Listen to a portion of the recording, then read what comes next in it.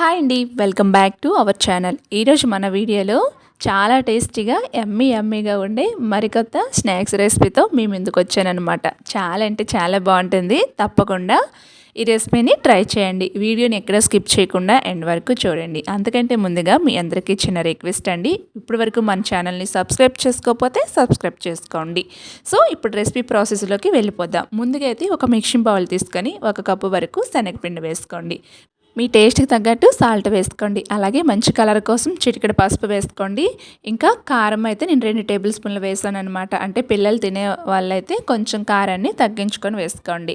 అలాగే చిటికెడు వంట సోడాని కూడా వేసేసుకొని చక్కగా మిక్స్ చేసేసుకోవాలన్నమాట. ఈ విధంగా డ్రై ఇంగ్రీడియంట్స్ అన్నీ కూడా చక్కగా కలిసే విధంగా మిక్స్ చేసేసుకొని కొంచెంగా వాటర్ వేసుకోవాలి.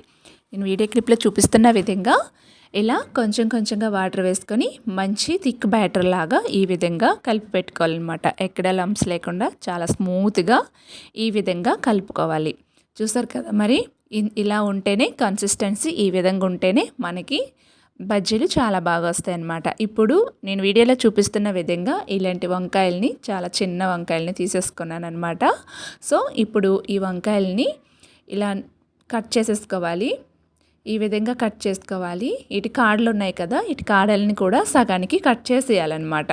కట్ చేసేసి ఇలా ఘాట్లను పెట్టుకోవాలి. ఇటు నుంచి అటు నుంచి ఒక ఫ్లవర్ షేప్లో వస్తాయి అన్నమాట. మీకు ఇంకొక వంకాయని తీసి చూపిస్తాను.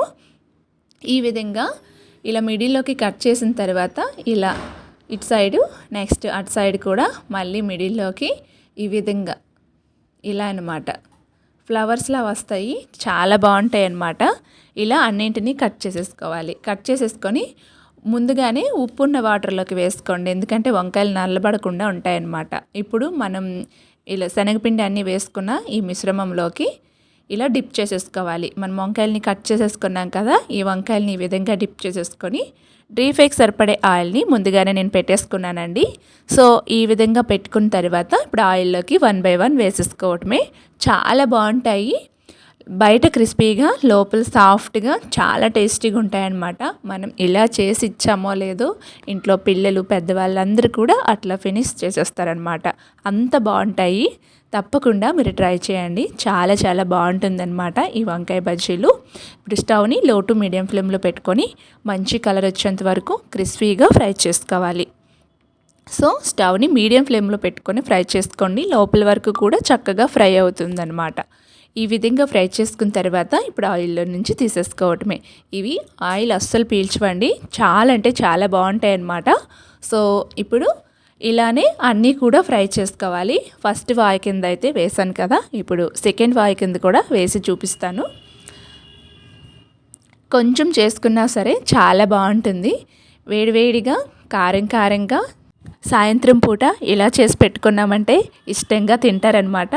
సో చూసారు కదా, మరి రెండో వాయి కింద కూడా వేసేసుకొని వీటిని చక్కగా ఫ్రై చేసుకొని ఇప్పుడు తీసేసుకోవటమే.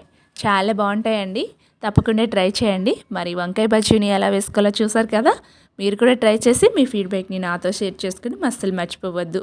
అలాగే ఫ్రెండ్స్, వీడియో మీకు నచ్చింది అనుకుంటున్నాను. వీడియో నచ్చినట్లయితే లైక్ చేసి, షేర్ చేసి, సబ్స్క్రైబ్ చేసుకోండి. పక్కనే ఉన్న బెల్ బటన్ని క్లిక్ చేయండి. అలా చేయడం వలన నేను ఎప్పుడు వీడియో పెట్టినా సరే నోటిఫికేషన్ రూపంలో ముందుగా మీకే వస్తుందన్నమాట. అలాగే వీడియోకి ఒక హైప్ ఇవ్వడం మర్చిపోవద్దు. Thank you for watching.